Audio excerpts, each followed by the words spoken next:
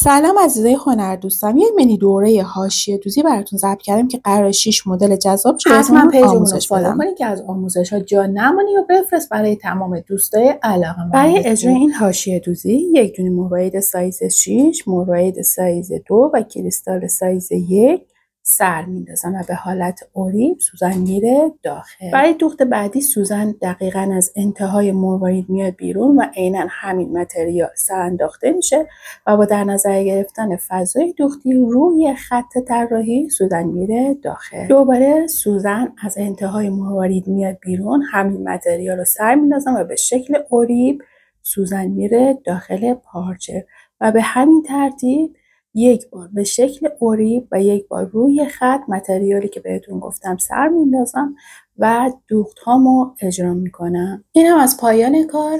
مریم فروغی هستم، مدرس جواهردوزی و تزیینات لباس و اگر دوست داری از حاشیه دوزی های بعدی این مینی دوره جا نمونی حتما پیجمون رو فالو کن، چون کلی آموزش جذاب مزانی تو راهه.